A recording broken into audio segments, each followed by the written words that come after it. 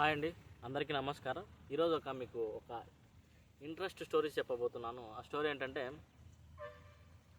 ఒకానొకప్పుడు ఒక ఊర్లోకి కొత్తగా వచ్చిన కొత్త వ్యక్తి వచ్చాడు. అతను ఆ ఊరి గ్రామస్తులతో మాట్లాడతాడు. ఒక మాట అన్నాడు.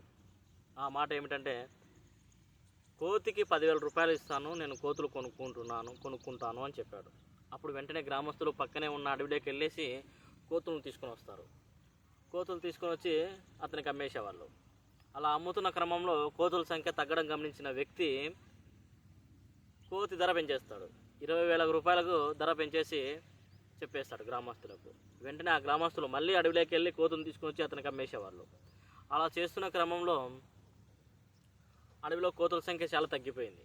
తగ్గుతుండగా అది గమనించిన కొనుక్కునే వ్యక్తి మళ్ళీ కోతుల ధరను మళ్ళీ 25,000కు పెంచేస్తాడు.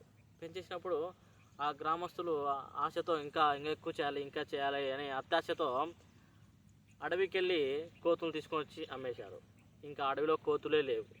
కానీ అలాంటి పరిస్థితుల్లో ఆ కోతుల యజమాని కోతి ధర 50,000 రూపాయలు ఒక్కసారిగా పెంచేశాడు.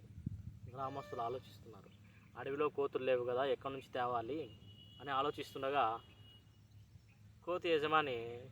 కోతులు కొనుక్కునే యజమాని ఏదో తనకు పని పడిందని పట్టణానికి వెళ్తాడు.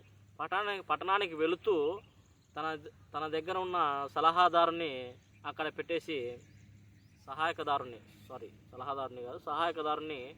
అక్కడ పెట్టేసి వెళ్తాడు. ఆ సహాయకదారుడు వచ్చేసి గ్రామస్తులతో ఇలా చెప్తాడు, మేము చాలా కోతులు కొన్నాము కదా, మా దగ్గర చాలా కోతులు ఉన్నాయి, ఒక్కొక్క కోతి మీకు 35,000కి ఇచ్చేస్తాను, మా యజమాని వచ్చిన తర్వాత ఆ కోతులు మా యజమానికి అమ్మేసేయండి అని సలహా ఇస్తాడు.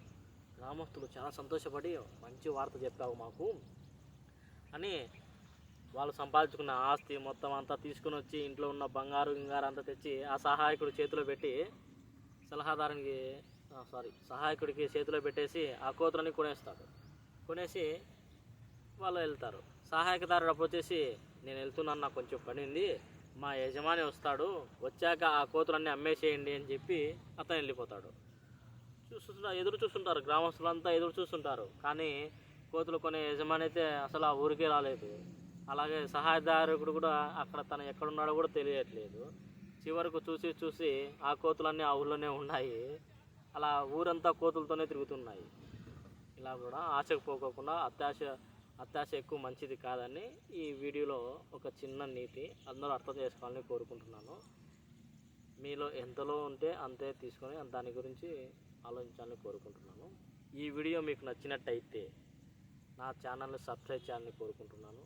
అలాగే లైక్ చేసి షేర్ చేయాలని, ఇంకా 10 మందికి తెలియాలని కోరుకుంటున్నాను. అందరికీ నమస్కారం అండి.